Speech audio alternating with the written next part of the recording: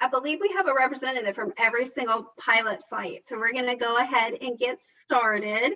And so I'm delighted to have Chandra Green and Yolanda Thorne with us today. They are certified resilience educators, and they are affiliated with Rural Opportunity Institute. They will give you some more information about ROI, Rural Opportunity Institute, but just real quick, it is a startup nonprofit in Eastern North Carolina that strives to end generational trauma and poverty. And so, as you all know, we got that allotment from the Mental Health Block Grant. They gave us $225,000. And so we had some different projects to spend down those funds.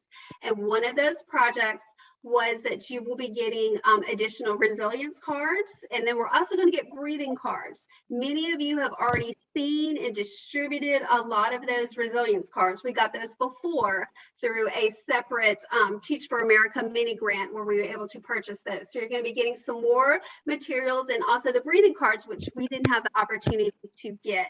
So I had the opportunity to connect with Chandra and Yolanda last week and gave them a little cliff note about you guys, and that some of you have already been trained and some of you use CRIM, and we have different strategies we're using in our pilot sites.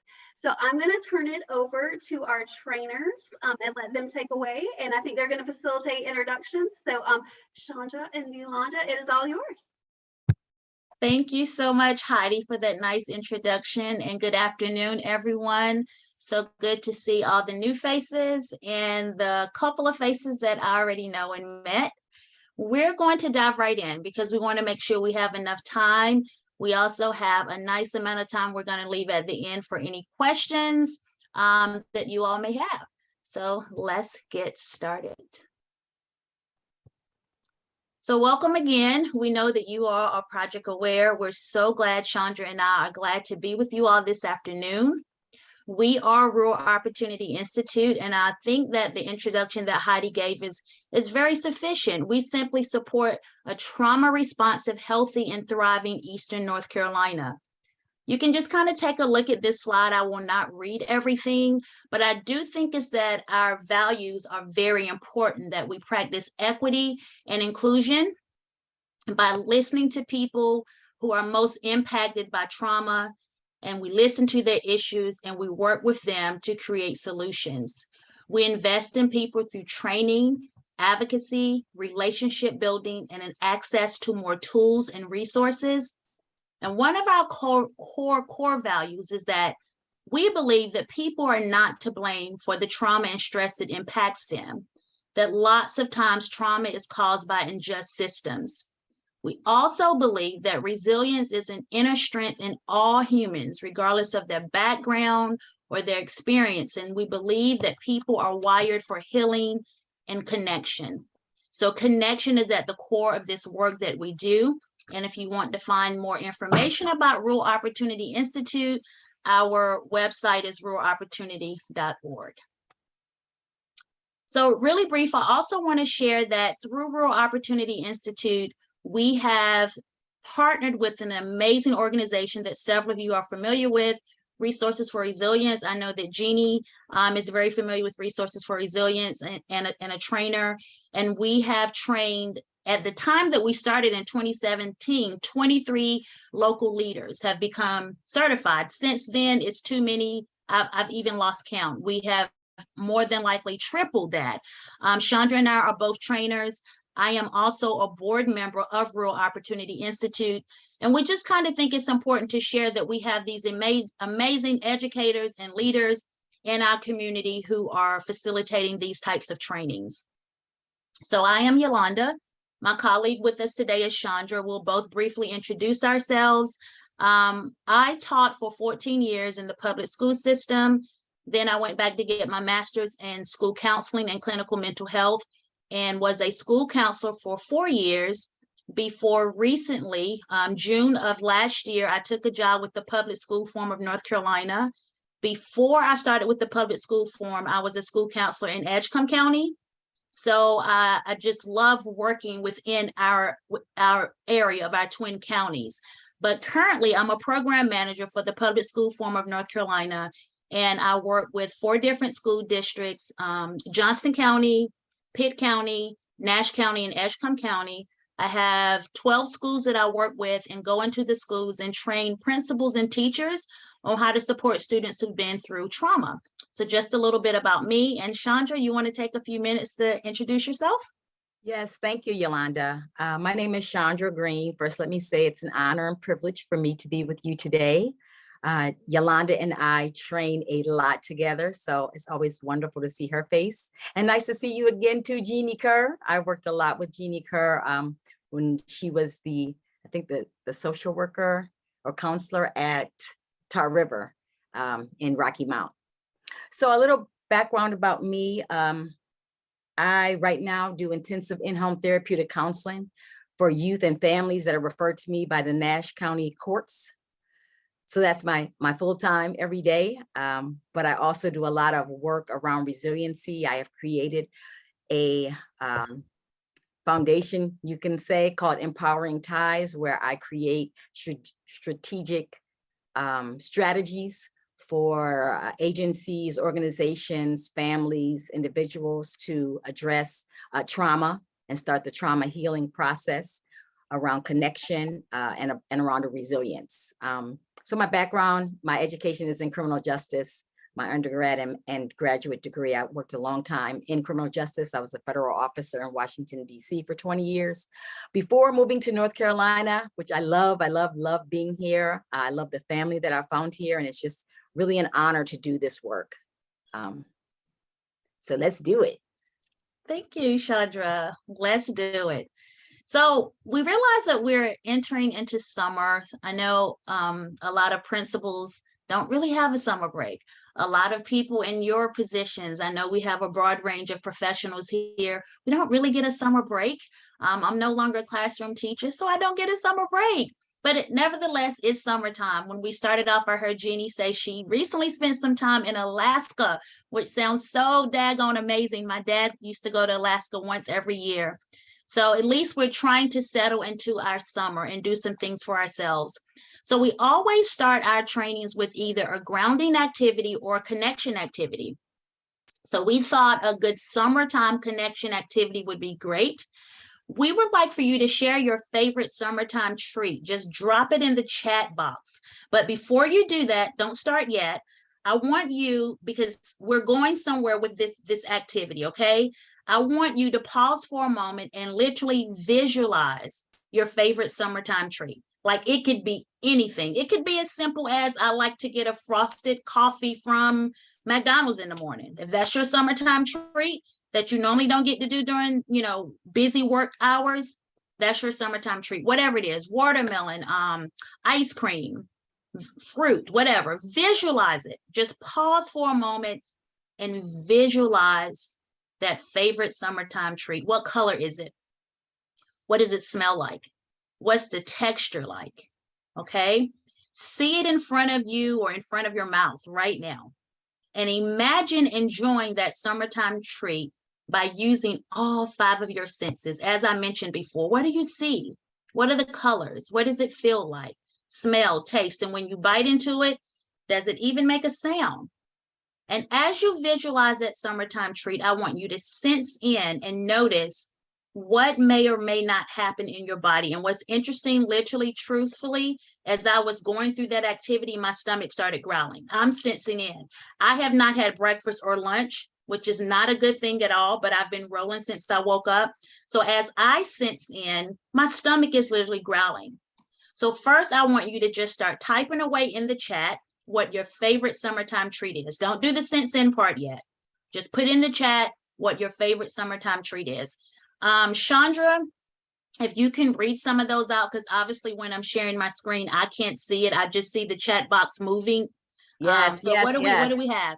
We have, wow, and it's going fast. I see watermelon, I see BLT, I see pizza, I see ice cream, Italian ice, blueberry I'm writing these lemonade. down. Okay. Did somebody say pizza? Milkshake, yeah, I saw a pizza up there. Oh, pizza and watermelon. So let me say that correctly for Ryan. And he could unmute and tell us, is that a combination? pizza and watermelon?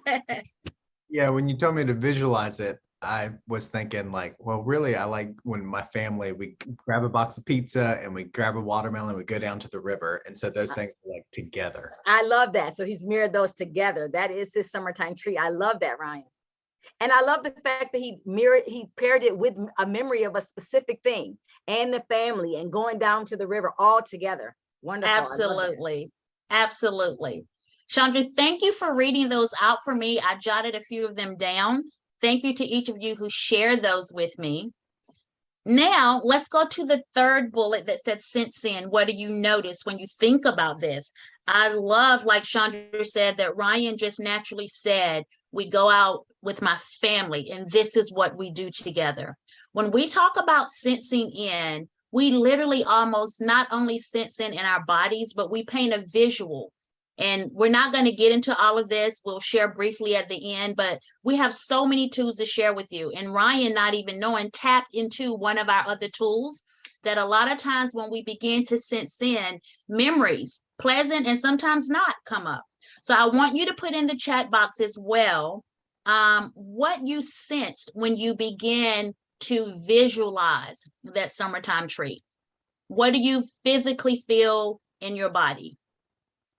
Just type that in the chat box as well. No right or wrong answer. And while I'm waiting for those responses, I just want to say my mouth started to water, right?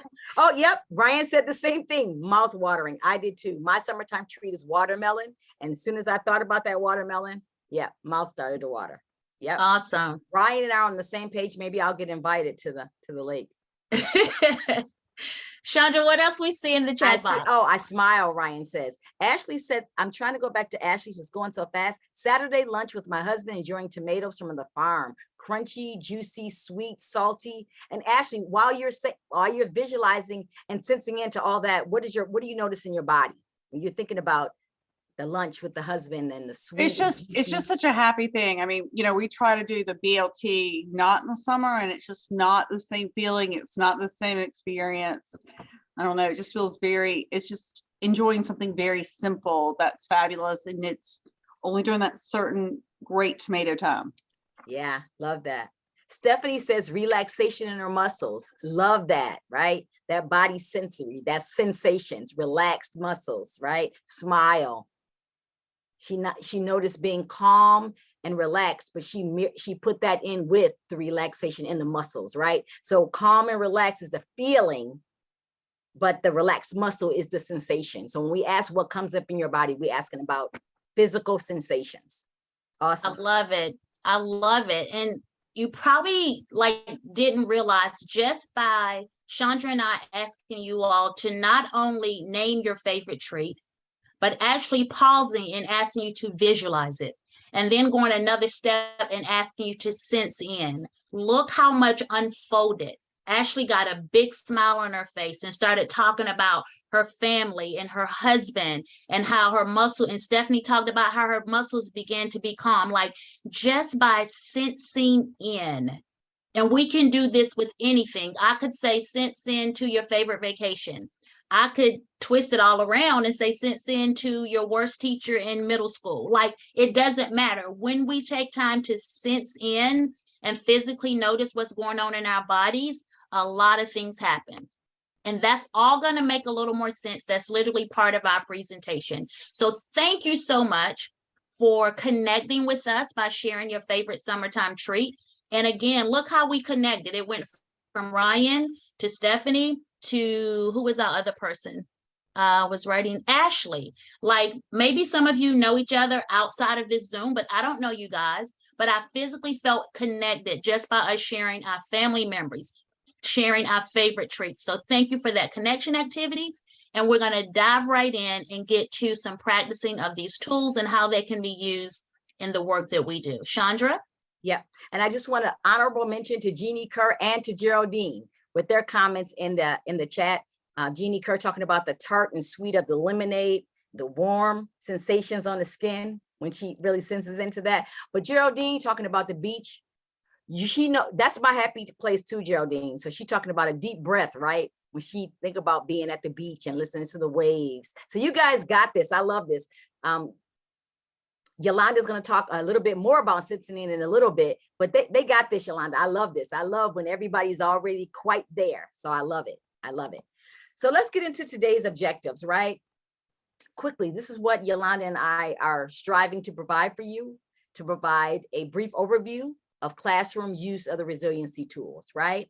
To review and practice sensing in, which we've already started with that connection and grounding activity, and then to review and demo some of the tools, and then to take your questions. Like I heard Heidi say, and the reason we've been asked to come here is because you guys are getting or have those wonderful tools already, the breathing cards and the resilience cards. And we really just want to share with you how you can use them in the school and the classroom setting, right? But before we get started, I just want to say thank you to you guys. Teaching and working in the schools and working with our kids is a hard job, right?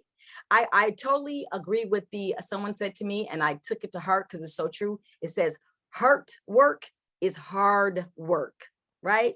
And working in the school system is hard work.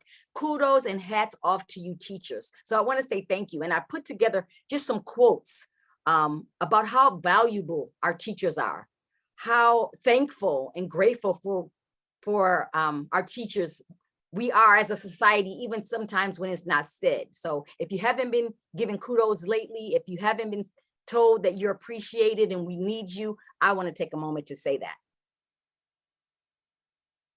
And I also want to talk about what's going on right now, right?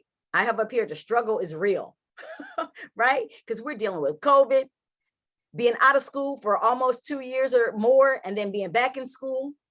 Safety, we're talking about safety in our communities and school shootings and all sorts of things that's going on. We're talking about maybe the lack of pay or trying to keep up with inflation because it's booming right now, and the lack of resources, right? Our schools, namely our teachers, are dealing with these things every day, right? And then you put COVID on top of that, that's increased what? Behavioral issues, staff shortages. A lot of teachers didn't come back to teaching, come back to the classroom. We're all dealing with personal issues, family issues, not just of ourselves, but of the students, right? So teachers right now, the struggle is real, but you're still there. We're all still there trying to do the good work, right? Fight the good fight. So I just have this quote here from the National Board of Certified Teachers. Stress is the most common factor for teachers who leave the profession, right? So I just want to acknowledge there's so much going on. It's just not, here's the curriculum, teach the kids, right? There's so many other things going on. And I just want to acknowledge that that's where we are right now. And so that's why it's so wonderful for us to be able to share these resiliency tools, right? Because resiliency tools help us to get back into our resilient zone when we're knocked out, but we can teach others, including children, how to get back into their resilient zone, how empowering it is, right? For even the little ones. I do a lot of work around crisis intervention. I do a lot of crisis work. So I'm called in a lot of times in the midst of crisis. And when I can share, I can use a tool to help youths calm down. And then when we're calm, I can share these tools with them in a teaching moment, how empowered they feel to be able to say back to me, Ms. Green, I felt I was out of my zone and I used a tool and guess what? It worked. I did it on my own. I calmed myself down. I averted my user response, whether that's aggression or acting out or a tantrum, right? So that these resiliency tools are instrumental in helping us get back into our resilient zone. So today we're going to talk to you briefly about 2 of these resiliency tools. We wish we had all day. Our Reconnect training, which I know some of you have had, is a full 2 days where we go through all the resiliency tools. We have a whole wheel of them. We practice them, we teach them. And then the breathing tools are another tool, but they require so much more time that we don't have. So what we chose to talk about, to really hone down on what you've asked us for, is to how we use these in the classroom.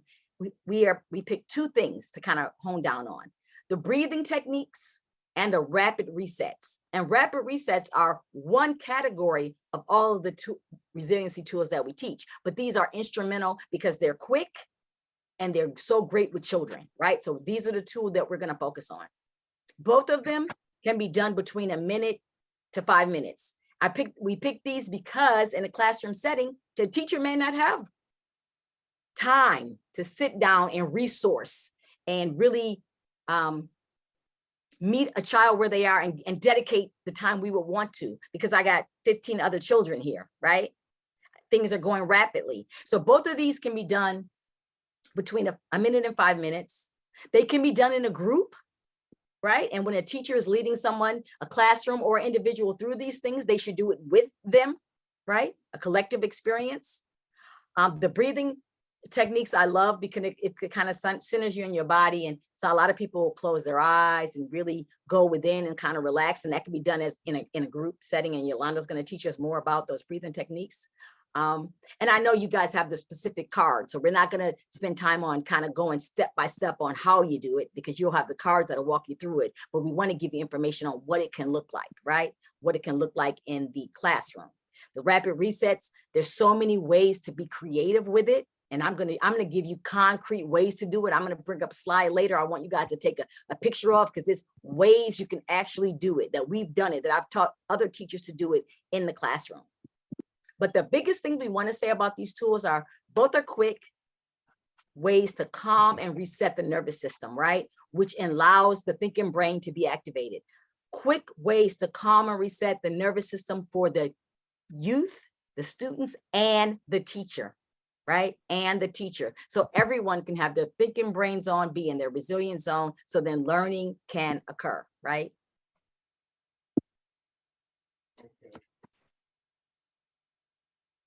All right, thank you so much, Chandra. We are going to dive in and get started.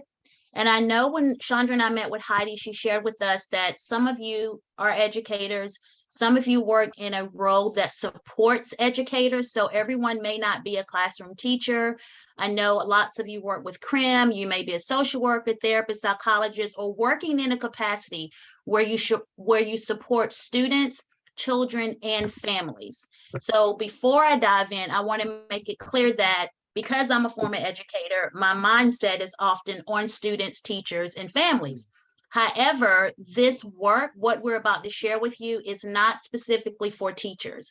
It can be used with anyone who takes a breath and anyone who has an amygdala and a brain, and that's all of us. So in whatever capacity of, I guess, individuals that you serve, be it families, your coworkers, whatever leadership position you're in, this work is very valuable. I am also a single mom of 4 amazing teenagers, and I use this work more with my children than I do outside of my home. So you can use it on your spouse, your wife, your husband, your family members.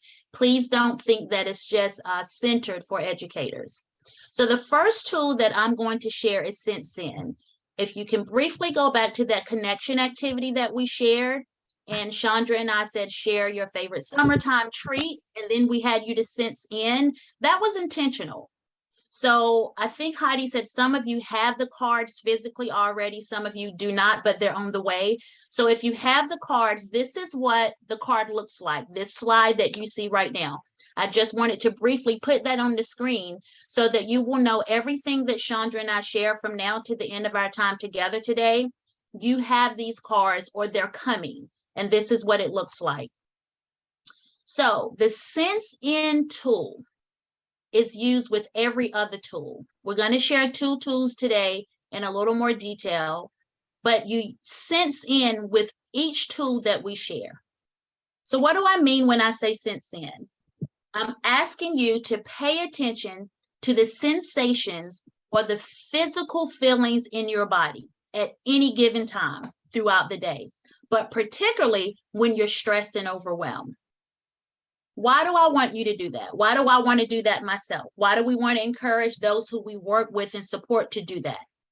Believe it or not, sensing in is the #1 way, almost I will go as far as to say the only effective way in which we can signal safety to the brain when we feel stressed, overwhelmed, or what we often call offline. So at any given moment when you're overwhelmed with stress, trauma, overwhelm, I mean, from something as simple as realizing that you overslept, you hit the alarm and you jump out of bed, oh my God, I'm late for work. Right then, there is something physically going on in your body where your amygdala says, something's happened. I sense that I'm not safe. or there's a threat, whether it's true or not. Like, we're probably not safe when we're late for work. But that feeling that goes on in the brain, in the body, in our central nervous system cannot differentiate of whether this is truly life-threatening or not. That's why we jump up and our heart is racing and we're breathing heavy, because that's an automatic response. So sensing in means we pause and notice what's going on. Those things that I just named: heart racing, sweating, out of breath. And the reason we do that, because we have to signal to our brain, oh, it's okay. You can calm down. I recognize something's going on, and your body is physically saying, I can help you handle this. Okay. So when we talk about those sensations, again, the physical things that are going on, there are some that we can physically notice right off the bat that we're probably familiar with, like our muscles. We can usually notice in that moment, are my muscles tense or are they relaxed? We can usually notice right away our breathing. Am I breathing deeper? Am I breathing faster or slower? Is my breath labored? Is it shallow? We notice that, right? We can also usually easily notice our heart rate. You notice whether, oh my goodness, my heart was racing, or if it tends to slow down once I feel a little more settled and calm. Another sensation that is more easily felt is our temperature. Do I start sweating and get hot? I remember having coworkers who were honest as educators who would say some of their students would get under their skin so bad they would get angry and they would have to reset so that they can continue teaching instruction. And they would say, I would get hot. Like I had to go open windows in my classroom because I was so hot. So being able to sense in and notice your body temperature change in any moment can help you regulate as well. When you sense in, what pressures do you notice, or even vibrations? And then you also want to notice, where is it? Where is that temperature change? Is it in your forehead?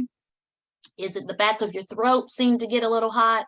Where is that muscle tension that you begin to feel? Is it in your shoulders? Is it in your stomach? Are you feeling queasy and tight? So when you sense in, you notice what it is, and then you also notice where it is. So we want to do this for ourselves first as the adult, and we want to teach those families or children or students or educators that we're serving. We want to teach them the same. So we're going to do probably about a 1 minute or less activity where we practice what sense in is, what I just shared with you. So let's practice that. If you can, in whatever space you're in, I want you to put your hands together. Don't do it yet. I'm going to walk you through it. In just a minute, we're going to start rubbing our hands together, but don't do it yet. We're going to rub our hands together. We're going to start off just kind of basic, rubbing your hands together. Then I'm going to ask you to get faster. I'm going to ask you to get even faster. And I'm also going to ask you, as you get faster, press them tighter and harder together. Okay. So again, we're going to start and we're going to get faster and press harder. So let's do that. Put your hands together. I want you to just start rubbing them together, almost like when you're cold and you're trying to warm up. Okay.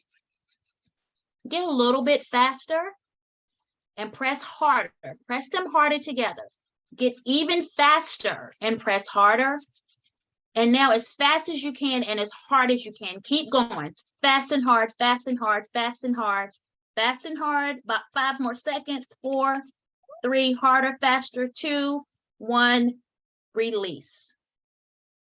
Notice, sense in, notice what you feel, not just in your hands, but all over your body. And I would love for you to unmute and share.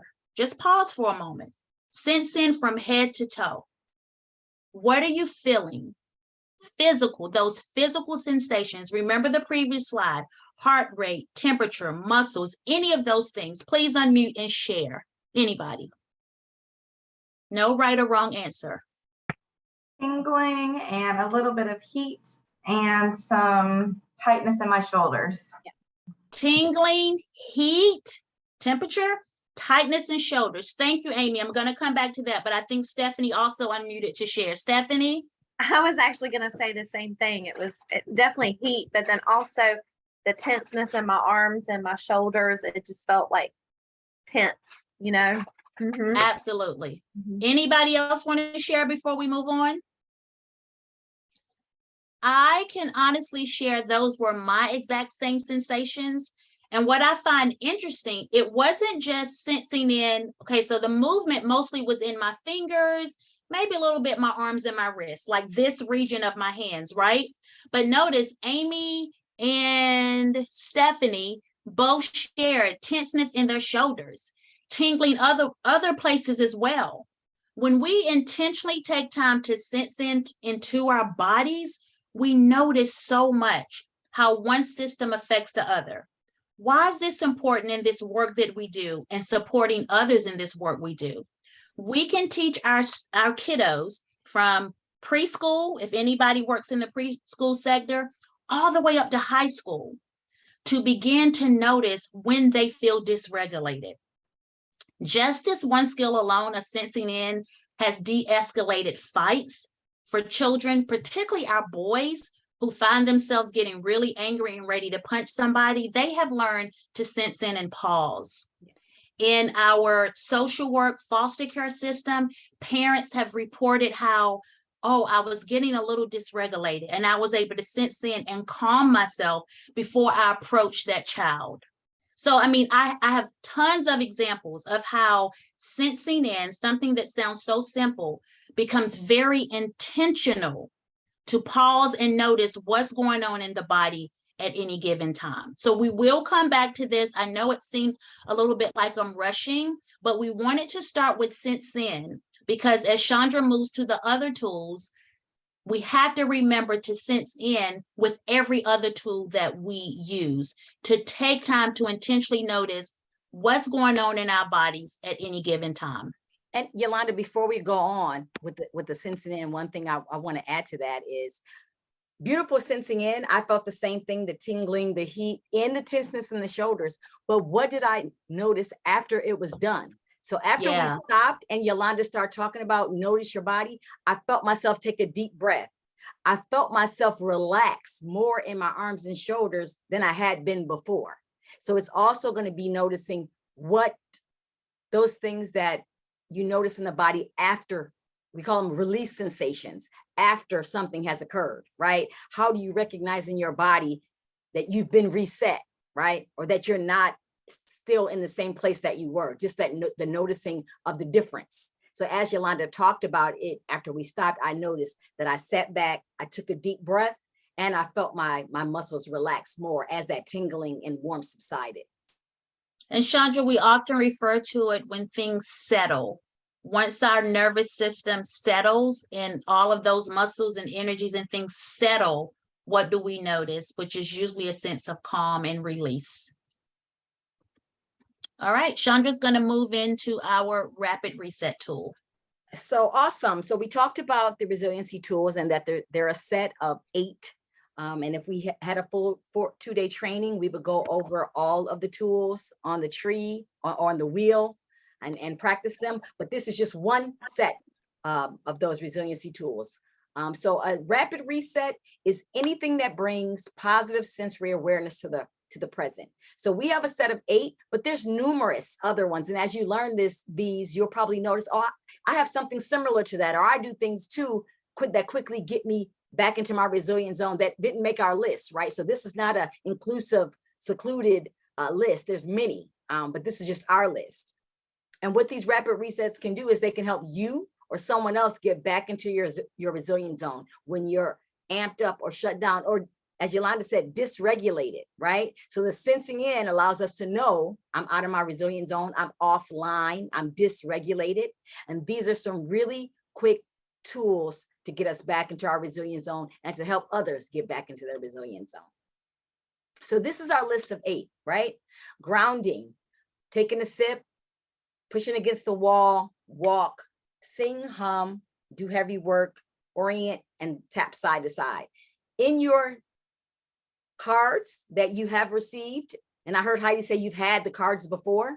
So in the cards, all of these are listed and how to do them. Walk through on how to execute the activity are in those cards. We picked out a few, and I'm going to tell you when you can use them in a classroom or school setting and how to use them in a classroom or school setting.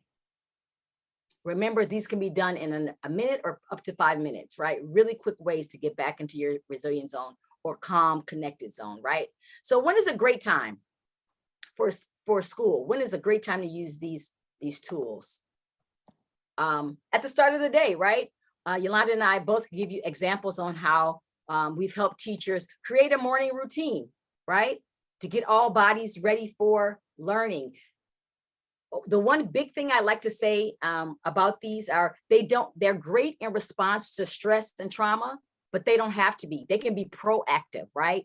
It can just, because I want to be in the best place mind-wise, and I want to calm my body to be able to do something. It doesn't have to be that I'm stressed. It doesn't have to be that I'm responding to trauma. It could be a precursor, right?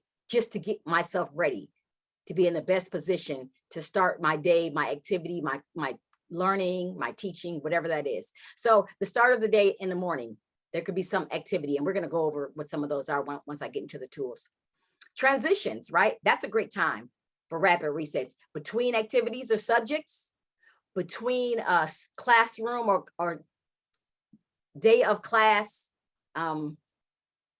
activities, like returning from lunch, returning from recess, if there's such a thing. I always wonder, did recess totally disappear from the schools? I don't know. But if there's a recess, right? Or if there's an activity, you're coming back from physical education, after a fire drill or an assembly, anything that there's a transition between learning, between sitting and moving, changing classrooms, all of those are great times to do a rapid reset, right? To reset the nervous system, because we know when you're in your resilience zone, your brain is online and you're in the best place to learn, to be creative, to problem solve, to listen. All of those things can only happen if your nervous system is balanced and your brain is online, right? So transitions are a great time. Unsettled classrooms, right? When a teacher is saying there's too much talking going on, too much moving around, too much excitement, right? Too much energy. Doesn't have to be negative, just they need to be settled, right? They just came back from recess or an assembly and had lots of fun, and now they need to learn. I need to help them settle their nervous systems, right? So an unsettled classroom, great time to do a rapid reset. In preparation for something tough, I love this. So in preparation for a test, a lot of people have test anxiety, right? Worried, am I going to do a good job? I have presentation anxiety. Yolanda and I talk about this all the time. Before we hop in to teach, either whether it's online or in person, we prepare. We do some rapid resets to calm ourselves, right? So we're best ready. We're in our thinking brains and we can execute the way we want to, right? From our calm, connected zone. So in preparation for something tough, for tests, for presentations, oral reports, changes, right? Changes. You're going to have a new teacher starting, next week. Let's ground. You know what I mean? Because change can upset the balance of the nervous system, right? And then individual need, right? For a specific student who is amped up or shut down, or for a teacher that in the midst of teaching might become dysregulated because things aren't going quite the way I envisioned them, right? I'm not getting quite the response, or this isn't going over the way I thought it would. We have those moments and we can use them for ourselves, right? To reset our nervous systems, or we can use them, walk through them with a specific student who's feeling shut down or amped up and needs to be reset. The one thing about these tools can be fun, right? Effective activities, they can be fun, effective activities. And when they're taught and practiced and offered to students as ways to stay calm or to ground themselves when they're feeling anxious. So they can be fun when we do them as a group. They can be fun as we teach them to our kiddos, but as we teach them and we offer them when they can use them, they can become wonderful tools that they can use to regulate themselves, right? So we're talking about co-regulation and teaching and resetting entire classrooms. And then with the education or with the knowledge that I can do this myself and I can reset my own nervous system at times of unrest or anxiousness or frustration, right? Yolanda, you want to add anything here? Yeah, I would just add that just remembering that, again, not just for educators and students. I think about, in the social service system or any type of family engagement. When Chandra was talking about that proactive piece, even as a mom, when I know I'm getting ready to have a tough conversation with my teenagers, I may remember, let me take a rapid reset right now. I've taught my teenagers, it doesn't have to just be family like your personal kids, but teaching our teenagers how to reset in a proactive way. If we are maybe something as simple as getting ready to go to the grocery store with our toddlers, or if we're training other families and trying to support them, let's do a few rapid resets before we even get out of the car and go in the grocery store, so we don't have a meltdown because I'm not going to buy this. I just want you to be creative in the different arenas in which we realize we can use these rapid resets. Again, not just educators and students, but any type of family engagement or support that we offer others in this work, these rapid resets can also be used. And I just want to add, I love that Yolanda reminds us that they're not just for teachers, educators, or in classrooms. I often share with people this, in the incorporation of these rapid resets, or all the resiliency tools have become a lifestyle for me. So it's not even just family engagement. It's just not even in my professional life. It's the way I walk in the world. It's the way I interact with everyone, the lady at the grocery store, right? I incorporate these rapid resets. So I'm in the best place to be kind, to be patient, to know when I'm getting offline, to reset myself so I show up as my best self in any area in which I find myself, any area that I show up, right? But I put this list together for you guys because in thinking about how to use them in schools or in classrooms, and if any of you, I think are they all on the screen? I would love, you guys can take a picture of this screen. These are things that I've developed for other teachers. So if you just want a starting place on how you can use them, actually use them in your classroom or in your school, this is a great place to start, right? So you don't have to start, you're going to be creative and come up with your own ways to use them. But just as a starting point, if you want to take a picture of these, great, has it. I'm going to just go over them quickly with you. These are things that I've already developed with other teachers and school faculty on how to use them, right? Fun, quick activities to reset the nervous system for your students and for yourself, right? So one of the rapid resets is push against the wall, right? A great one. It's getting those, we're using those activating those big muscles, the arms and the legs, usually when there's energy that needs to be let out or energy that needs to move from amped up or shut down. And the way we put this together is have everyone, including yourself, the teacher, faculty, aide, make and cut out handprints. The handprints could be your own handprints. They could be animal paws. They could be anything that signifies these are yours, right? And tape them up in your classroom at a specific part on the wall. So everyone has their paw prints or handprints at a specific time. Their name is on them. That's Annie's, that's Jimmy's, that's John's. Everyone has a space, right? And it's all around the room, including the teacher. And then you pick a time when the class goes to their spots, put their hands in their cutouts and push the wall, push that wall down. Use all of your strength. We need to move these walls. We want our classroom bigger, whatever words you want to use, but you have everyone push on this wall as hard as they can. And if you have you'll have the cards and it'll tell you, and then sense in, right? Sense in is also always going to be most important. So when you're having them all push and you're pushing as the person that's helping them through this, you're going to say, as we push this wall, what do you notice? I notice that my arms are really tense. I'm pushing as hard as I can. Or I notice that the wall is cold. Is the wall cold for you guys? Or I notice my muscles in my legs. How do those muscles feel? Have them sense into their bodies, what they're feeling as they're pushing this wall. It could be, I would say, at least 30 seconds. When Yolanda had us doing the rubbing the hands, it wasn't even a full minute, right? So we know 20, 30, 40 seconds, we're going to have them push this wall down and we're going to sense into that, right? And then when they're done, as we're walking back to our seats, whoo, that was hard work pushing that wall. What do you notice now in your body? Oh, Susie, I saw you take a deep breath. Or so-and-so, I see you really relaxed in that chair. Tell me what's going on in your bodies now. That's simple, right? That's simple. That's a way to help them reset without saying, this is something you need to learn. You could do this when the classroom is being too noisy, everybody go to their wall. Let's push on this wall. We need to get reset so we can learn the afternoons, whatever. And you go from there. So that's one way to do that. And I don't know, and I can't see you guys. If anyone has questions, unmute and stop me, or I was going to go through them all and then have questions. We can do it any way you want because this is yours. This is for you.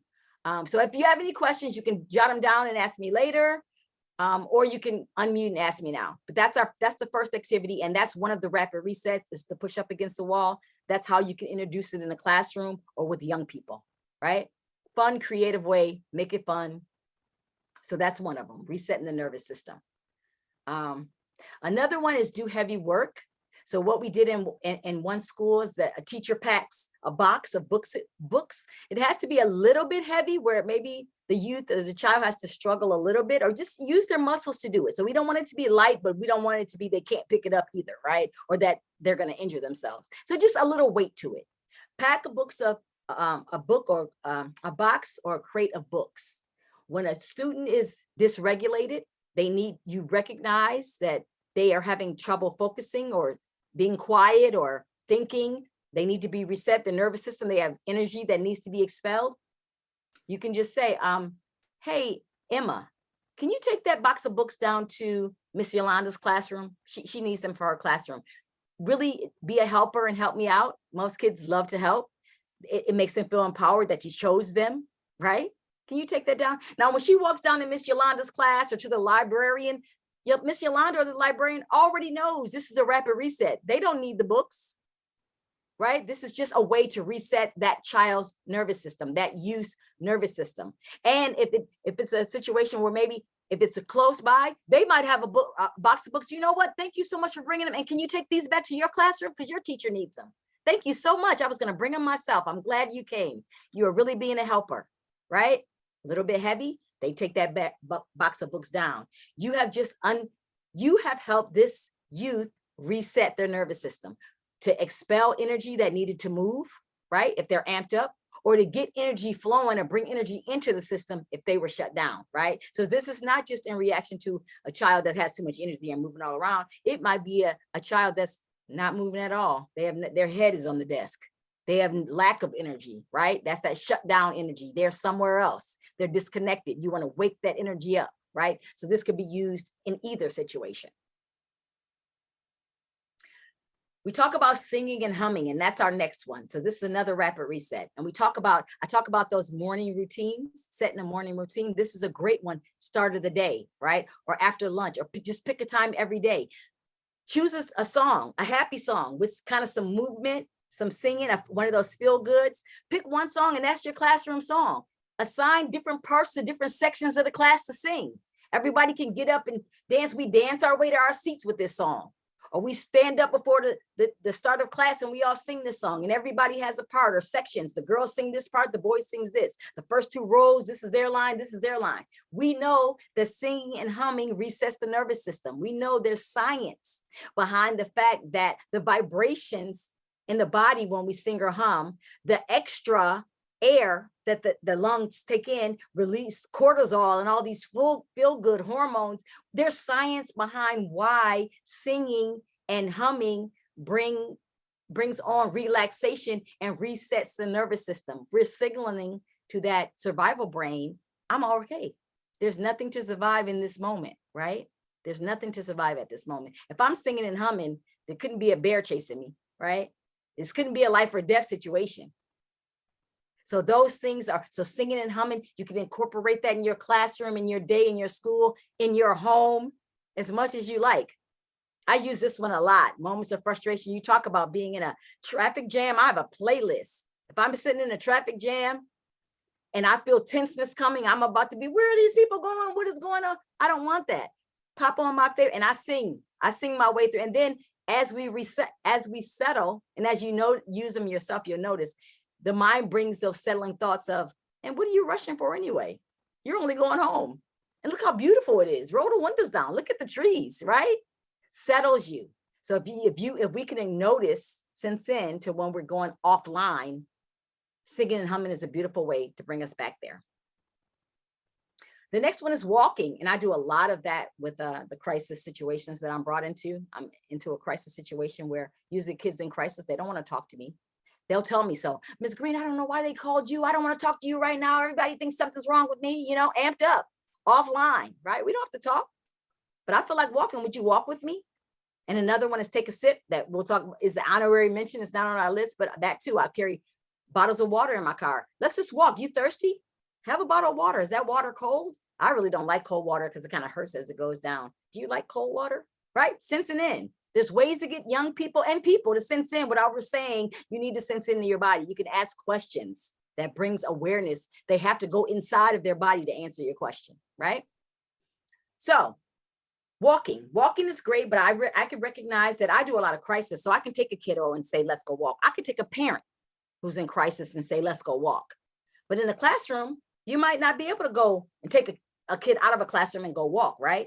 But we can do it as a group, right? That's another one of those group activities. We can imaginary walk, marching band. Everybody get up. We're going to walk. We're going to march in place, or we're going to march around this room as if we're a marching band. We can even have imaginary, what are that? Instruments. I was going to say tools, instruments. We can even have imaginary instruments, and we can put those knees up high, and we're a marching band, and we march in place, and we march around that room for a minute or two, in line, in place, whatever you want to do, because walking resets the nervous system. And as we walk, we sense in. How high can you get those knees? Is that a lot of pressure when you bring those down? I know, you know, my feet are sore. I went running yesterday, but now they feel pretty good. How do your feet feel?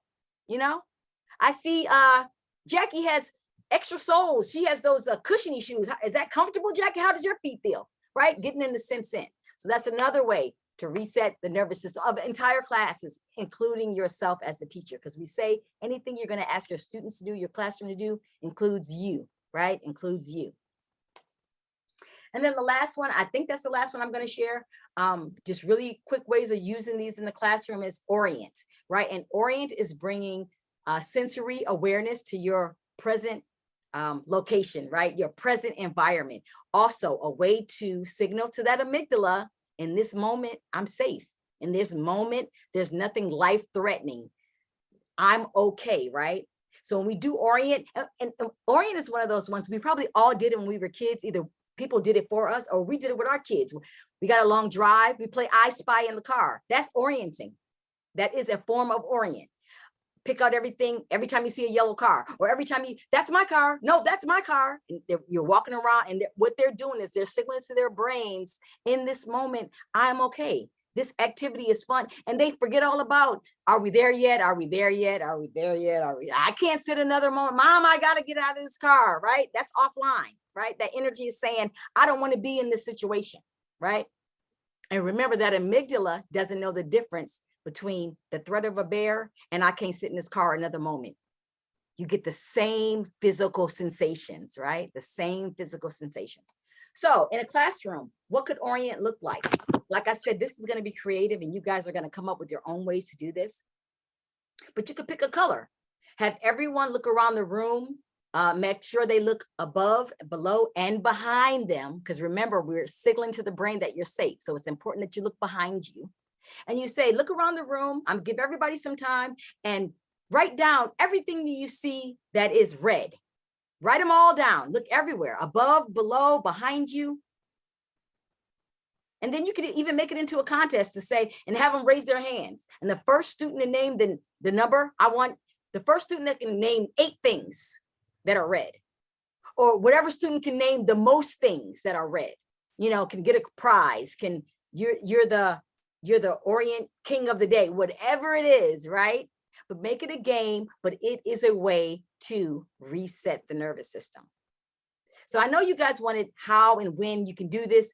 These are some ways. Like I said, if you took a picture of this, great. You can start with these, but as you learn them and know that they work, you'll come up with your own creative ways to use them in your classroom, in your school, in your home, in your life. Any questions about these? Any clarification? Anything you want to say about them? Just unmute and share.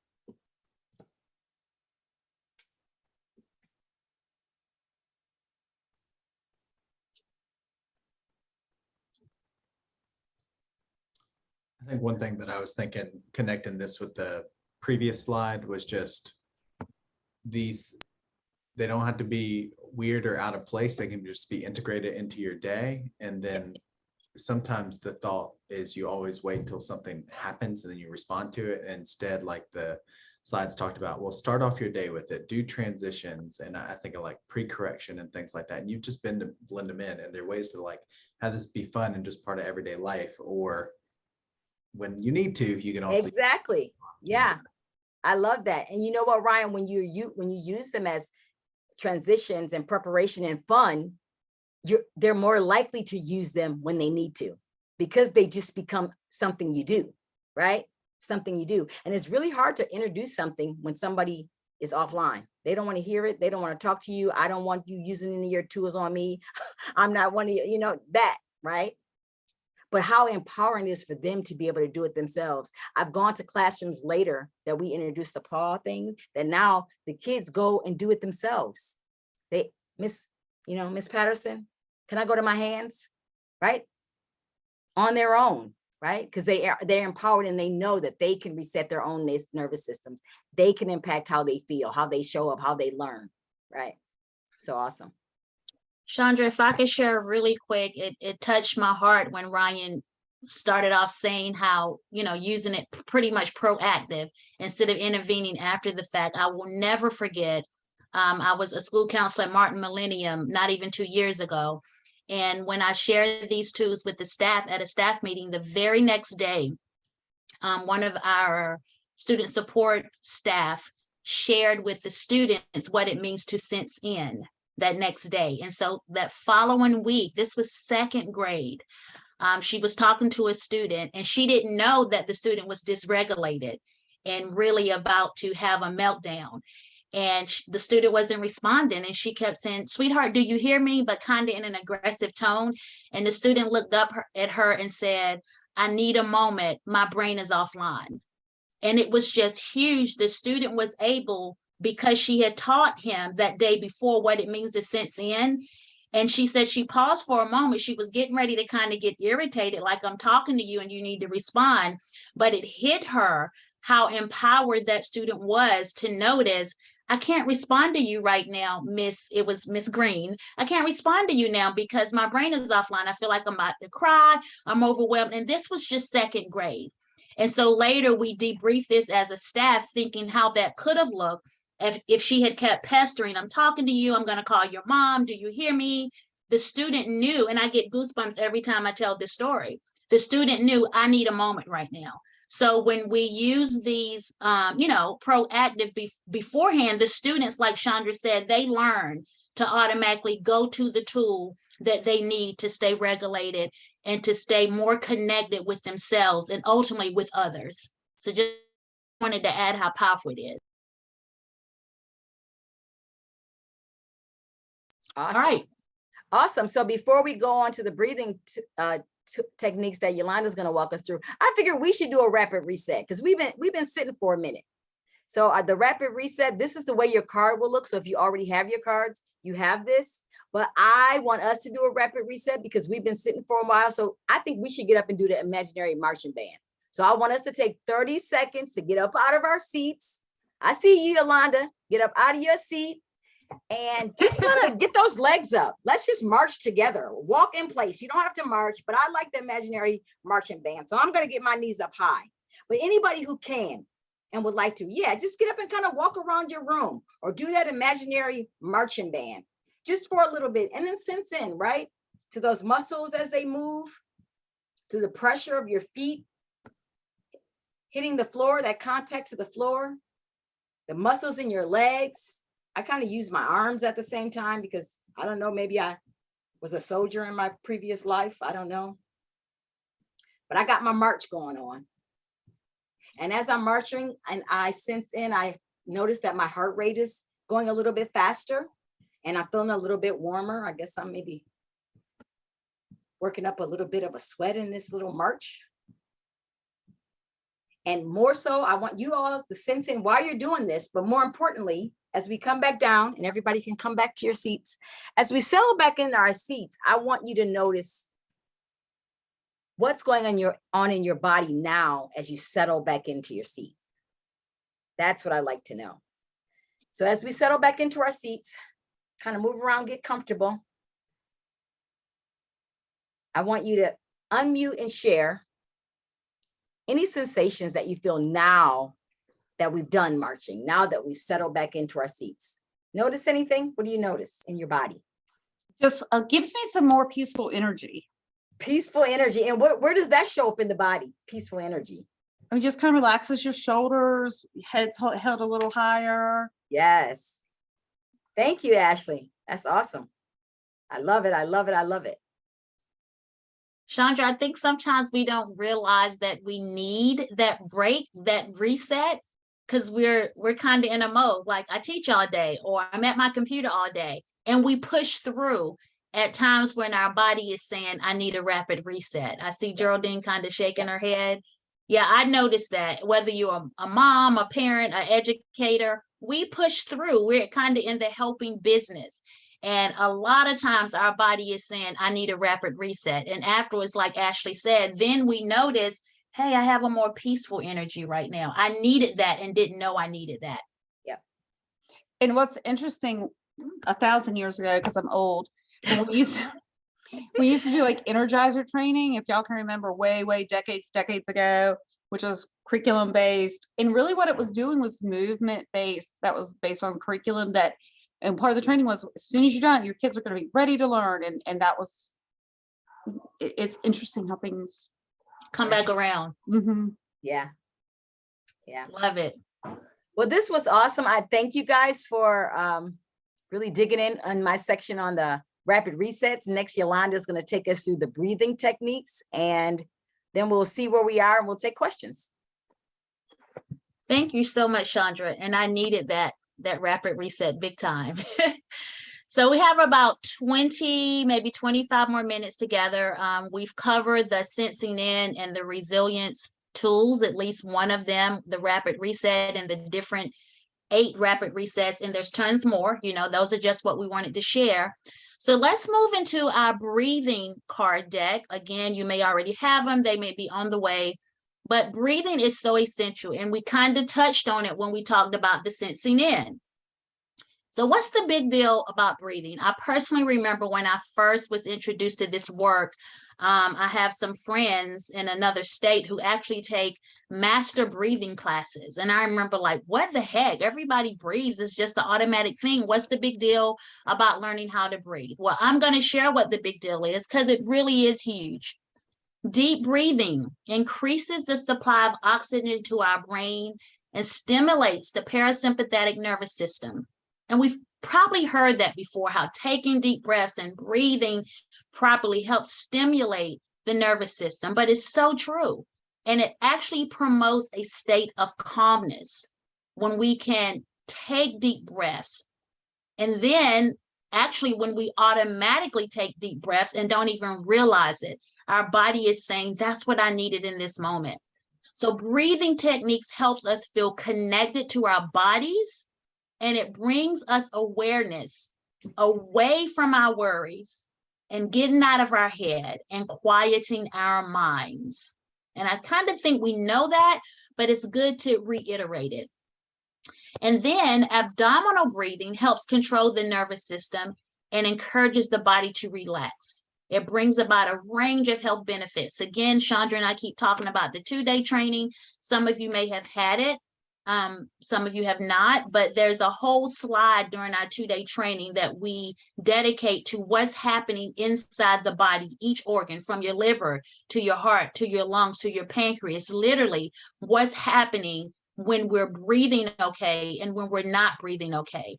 And it has a range of health benefits because sometimes when we're not breathing okay, there's so many organs that are tight and constricted. We talk about high blood pressure and stroke and how stress kills. Well, that is so true. And so not breathing properly does wreak havoc in us internally. And then finally, it increases our body awareness and self-control when we are breathing correctly. And it helps provide students with something they can control in their bodies. A lot of times when students are super angry and really feel that they can't settle down, they don't realize they can control their breathing. I mean, we're not talking about a situation where a student has an asthma attack or a health condition, but typically we can help support our students by letting them know you can control your breathing and in essence, calm yourself down internally when we focus on our breathing. So breathing does matter. We want to learn ourselves how to breathe easy and stress less. And we ultimately want to teach our students and those that we serve to do the same. So breathing really is a big deal. So we're going to dive into 3 of the breathing activities and exercises that are on the breathing cards that you have. I kind of thought the best way to do this, on the right side of the screen, I think it's your right, you see the actual breathing card, the way it looks for you. So as we watch this video, I think the video is maybe about 1 minute and 30 seconds. This video is going to walk us through it. I want to just say in a classroom setting, you obviously have the liberty to do this however you want to, but I know we often like to make everything a teachable moment. So Chandra and I probably can share this whole presentation with you, or we can follow up with Heidi later and just share the links. But these videos can literally be shared throughout the entire building, and each teacher can have the liberty to use this at the start of her day. She can use it again when the students come back from lunch, that transition period that Chandra talked about. Or, as we talked about before, any type of proactive moment. Breathing at any time of the day with more control is always going to be beneficial. So I'm simply going to play the video and let us see what this looks like. Before I play the video, let's look at the breathing card slide, how it says sit up in a comfortable position with your feet on the floor, place your hands in your lap, and then it walks you through the box of breathing. So students can do this sitting in their desk at their chair, and we would do it with them. If you're a principal, if you're in an office position, you can do it yourself. But ultimately, just playing the video and walking the students through it is very beneficial. So let's just take a look. Box breathing.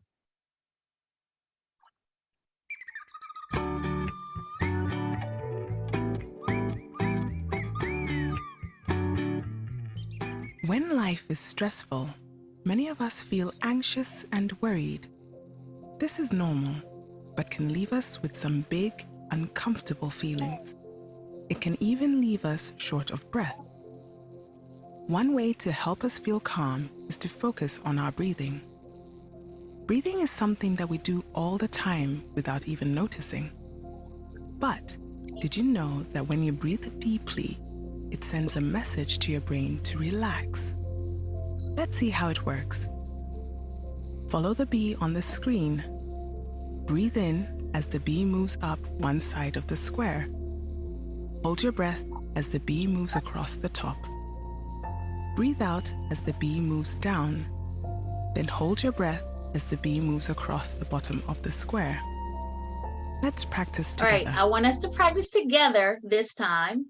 I want everyone within this Zoom right now, if you're able to, let's do this to see what it's like. We want to actively do what we're asking our kiddos to do. Here we go.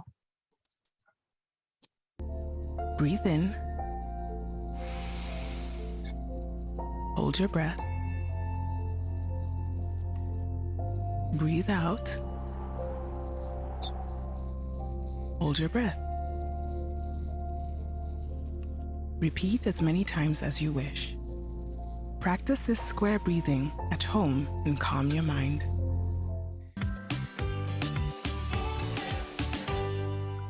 All right.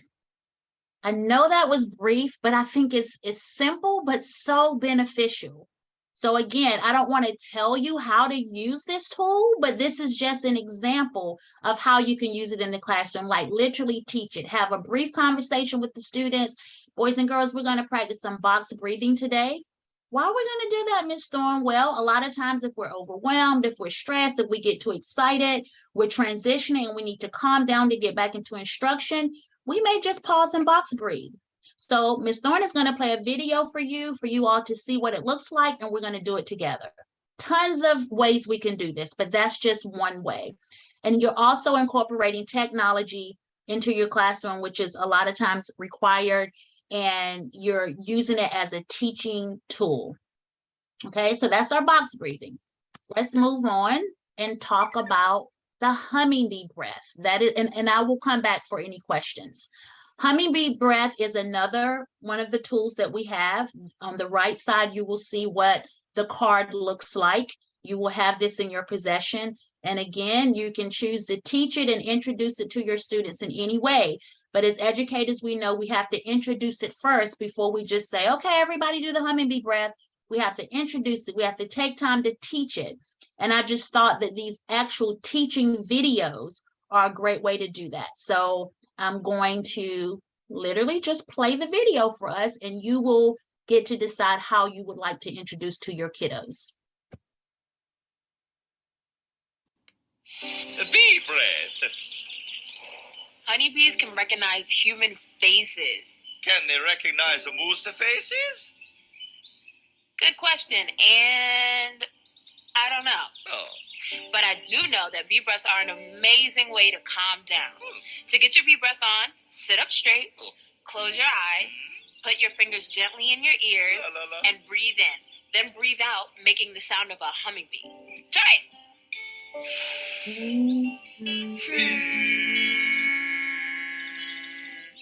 Now, make sure you're comfy, and let's take some bee breaths. All right, let's Ready? do it. She showed us. Let's do it.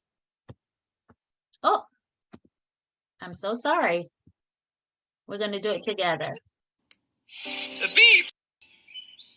Good question, and I don't know. Oh. But I do know that bee breaths are an amazing way to calm down.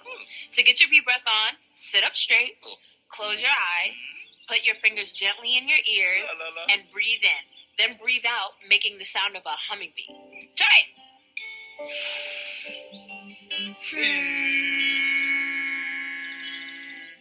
Now, make sure you're comfy, and let's take some bee breaths. Ready? Okay. Breathe in, hum out. Breathe in, and hum out.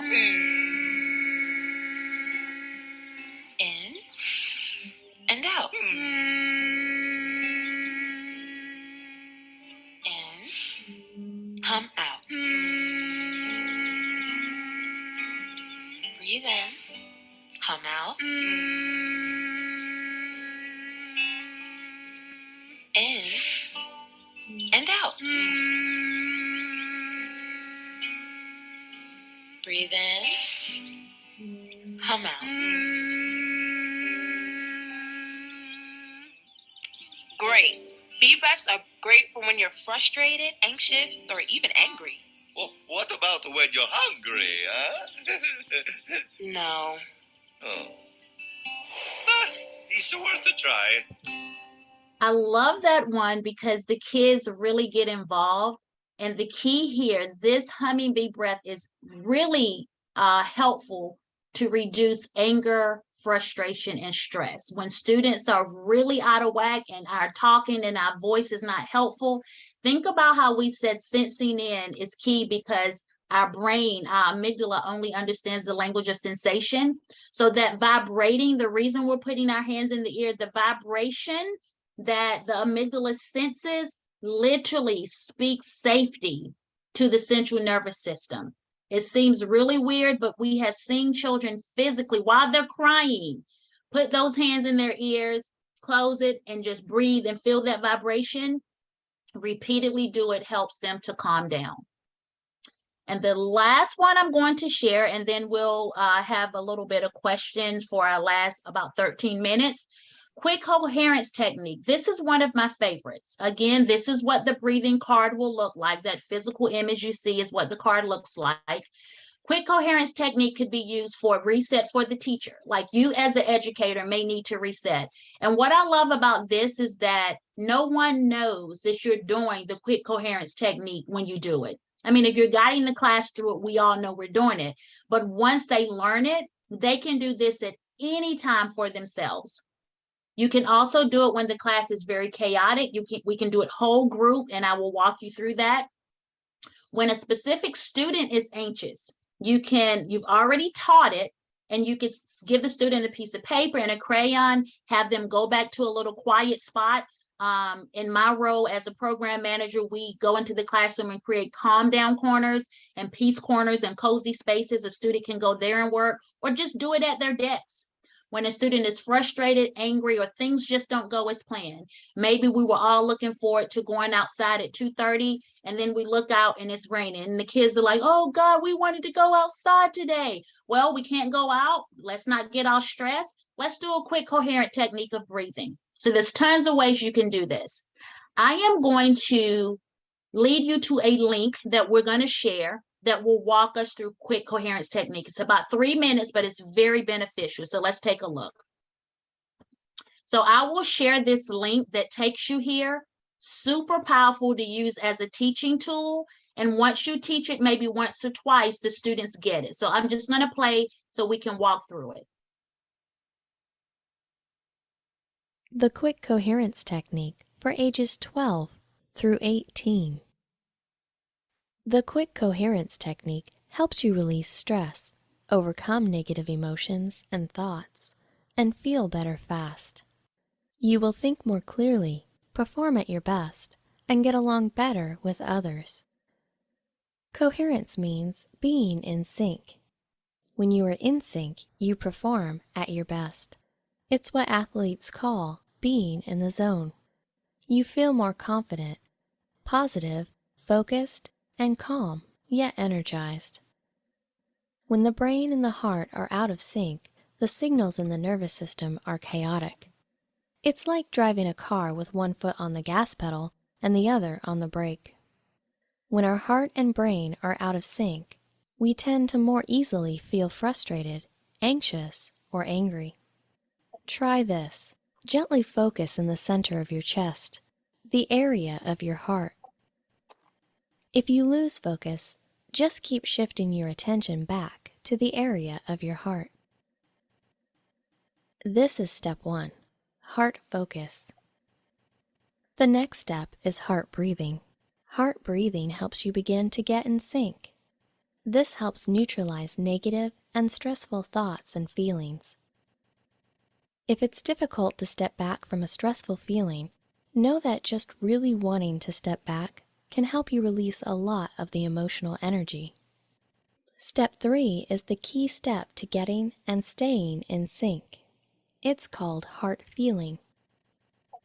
Many people find that when they experience positive feelings like care, love, or appreciation while breathing through the area around their heart, they immediately feel and think better.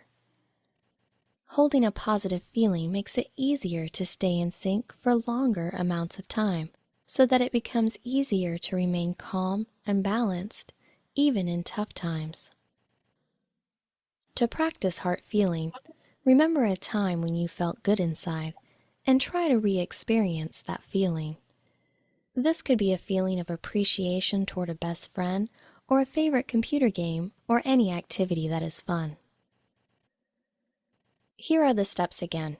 Practice the steps of quick coherence with me as we go over them one last time. So let's practice this in real time. Step 1, heart focus. Shift your attention to the area of your heart, or the center of your chest. Step 2, heart breathing.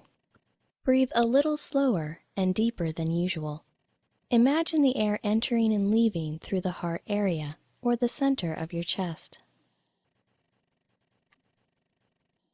Step 3, heart feeling.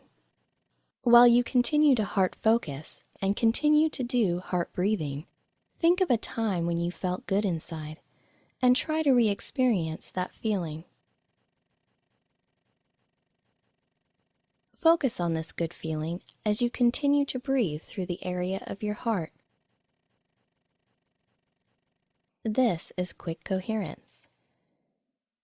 Athletes use quick coherence whenever they need to boost their energy levels, coordination, reaction times, and speed while playing sports. Quick coherence can help you perform better on tests, help you get along better with others, relax, and calm down when you are feeling anxious or stressed. With the quick coherence technique, it takes only a minute to get in sync and reduce stress right in the moment. You can use quick coherence anytime, any place, and no one knows you are using it. Okay. I love the quick coherence technique, and I just sometimes incorporate when they're picturing a moment or experience where they felt calm and settled, sometimes letting them draw a picture of it. And at that point, just putting on some soft music in the classroom and just in the activity with like 10 minutes of just coloring and drawing. You find students draw their pets, they draw their family vacation, and that whole moment, they're tuning into their heart while they're coloring and while they're drawing, and they're noticing their breathing while they're coloring, they're drawing, and incorporating music. Like Chandra talked about the singing and the humming and the music, incorporating music during the classroom in that moment. So a lot of times these are things that we already do, but now we're doing it with more intention. How many times did we, just let kids color? So now let's make this a full out breathing, reset your nervous system coloring activity without them even knowing it. We taught it. So let's not just color, but boys and girls, while we're coloring, I want you to tune into your heart, sense into the center of your chest. And while you're coloring, think about what you're drawing. Think about the activity with your pet or with your mom and dad.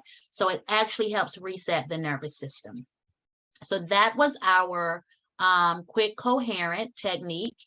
And I was trying to, my next slide just shows the contact information and I can't get back to it. But those were all of our activities for our resilience tools and our breathing cards. Let's just pause right here. Are there any questions? That was actually my next slide. Are there any questions about any of what we've shared today?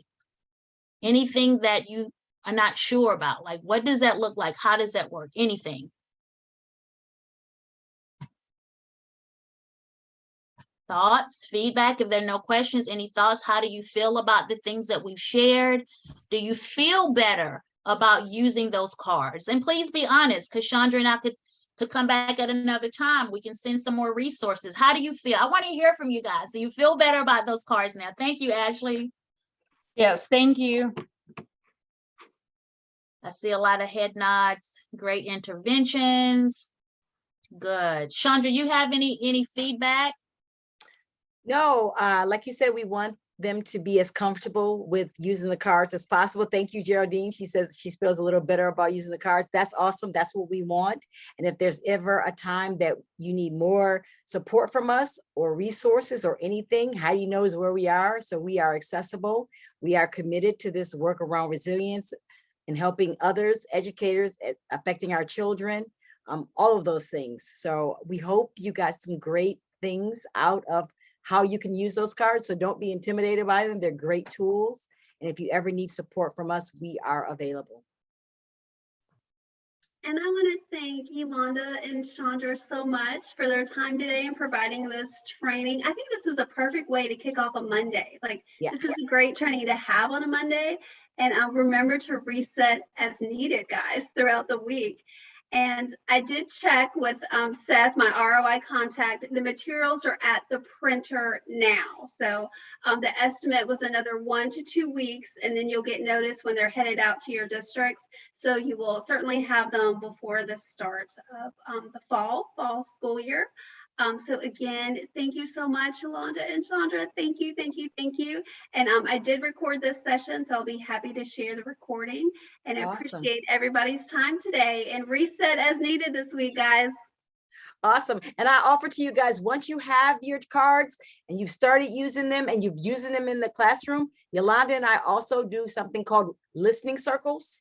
So maybe you have an incident, you want to write it down that it didn't go. What did I do wrong? What should I have done? Kind of like a support kind of thing. We can always come back and have listening circles, something informal where we just kind of share where we used it, where it went wrong, other things we could have done, just as a support for our resilience community.